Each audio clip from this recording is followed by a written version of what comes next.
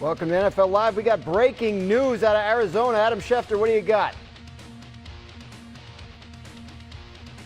All right, Dan, moments ago, the Arizona Cardinals informed Kyler Murray that when the new league year begins, they intend to release him, barring a trade. He is guaranteed close to $37 million for this coming season, but he will be an unrestricted free agent. He can go where he wants. You could add Kyler Murray to the free agent pool. The Cardinals looked to find a trade partner in Indianapolis. There was not a team out there that was willing to make the deal. They informed him today that when the new league year begins next week, Kyler Murray will be released. All right, big news here to start NFL Live.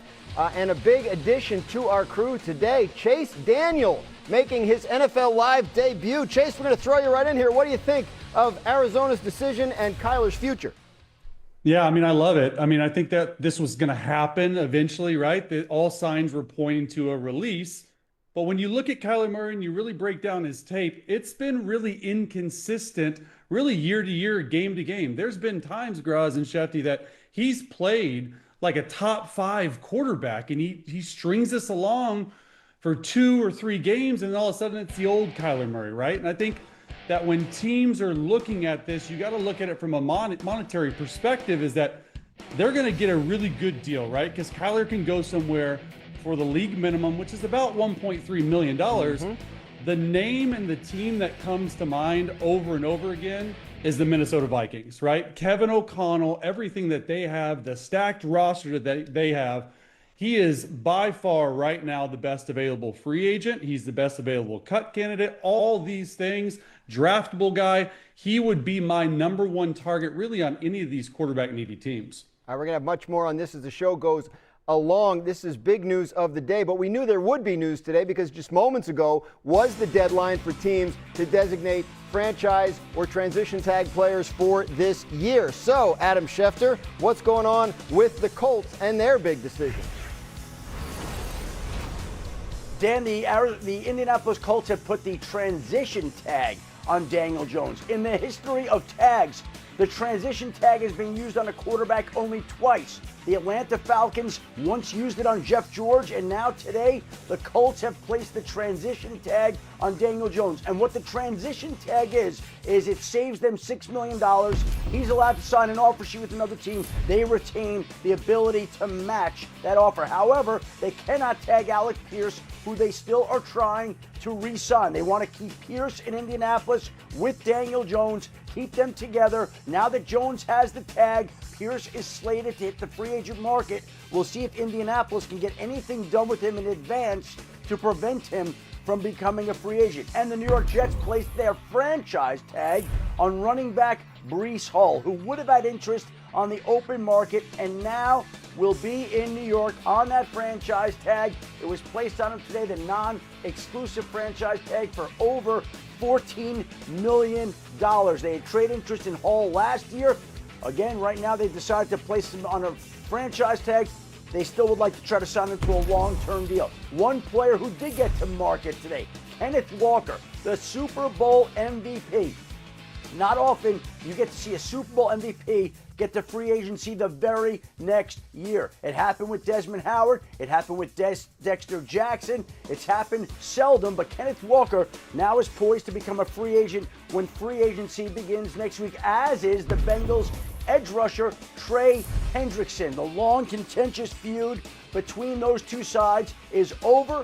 Trey Hendrickson's allowed to become a free agent next week. He will test the market. He will be one of the most sought-after defensive players on the board, and we'll see where Trey Hendrickson winds up, and it won't be in Cincinnati with the Bengals. He's now moving on after not being tagged today.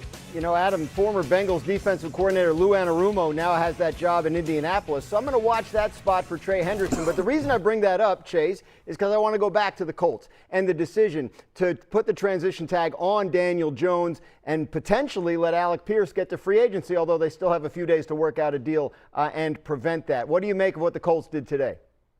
Well, I love it for the player and the team, Daniel Jones, right? You got to figure out where Pierce is going to go, but I imagine that they're going to try to get both of these guys. But when you look at Daniel Jones, right, the tape, especially when they started 8-3, it was really, really good. Obviously, the injury to the Achilles in week 14, I think this is about where Daniel Jones's average per year should land, right? He's a 37, 38 million dollar a year guy, similar to Sam Darnold or Baker Mayfield type of extension. The franchise tag value is a lot, right? You got to figure out what you're going to do with Alec Pierce, but I do like the fact that they are trying to keep the most important position in football there, and that's Daniel Jones, so I do like it. Listen, the Colts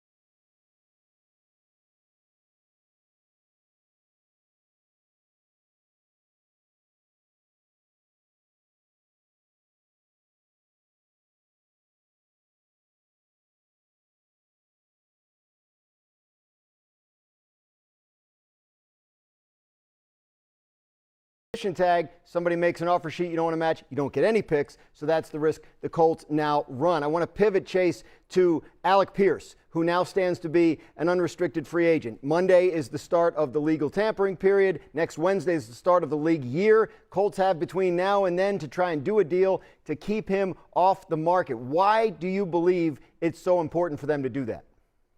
Well, the biggest reason is the fact that he can stretch the field vertically. Teams are in need of a wide receiver with the type of speed that Alec Pierce has. You look at his big play reel, and it is post, it is go. All these defenses nowadays, Graz and Schefter, they're playing these two-eye safety looks. So when you're in cover two, you can run the football, yes, but you still need a speed guy on the outside. He's so valuable for that. Him and Daniel Jones had a really good connection. This is a huge deal for the Colts to try and keep Alec Pierce with Daniel Jones because of the camaraderie that they have. He can stretch the field. He's their go-to guy. Look, Dan, where have we seen before a team that was interested in trying to keep Daniel Jones and another offensive weapon in their fold? That was the New York Giants, and that was Daniel Jones and Saquon Barkley, a running back, a higher profile position than wide receiver in Indianapolis with Alec Pierce. But it's not altogether different. This team, Indianapolis, has two players it wants to keep. The Giants had two players they wanted to keep. They kept one.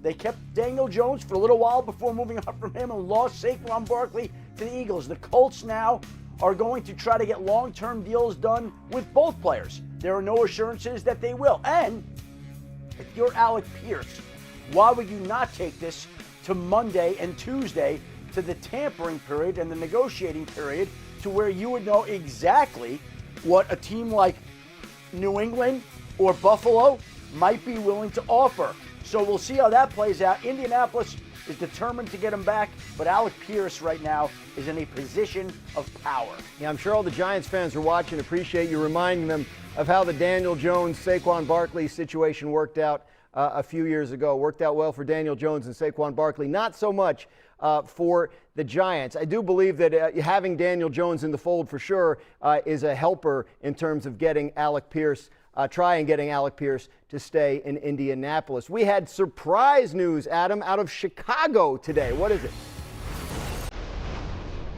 This was a stunner. The Chicago Bears Pro Bowl center, 27-year-old Drew Dahlman, informed the team that he now plans to retire from the NFL. Played at Stanford, very smart. Does that sound familiar? Drew Dahlman's father played in the NFL. He's seen the effects that the game can have up close and personal, and after a certain amount of time, he just decided, after playing 4 years in Atlanta and in Chicago, that he's had enough playing football. Remember, he was one of Chicago's big free agent additions last offseason, along with Joe Thuney and Jonah Jackson, to fortify the Bears' offensive line. Now the Bears have a gaping hole at center. They lose their Pro Bowl center. Ben Johnson's used to this in Detroit. The Lions lost Frank Ragnow to retirement. Now the Bears have lost Drew Dahlman to retirement. Not a simple spot to be in, considering that their left tackle spot and their left tackle Ozzie Trapillo ruptured his patella tendon in the playoffs.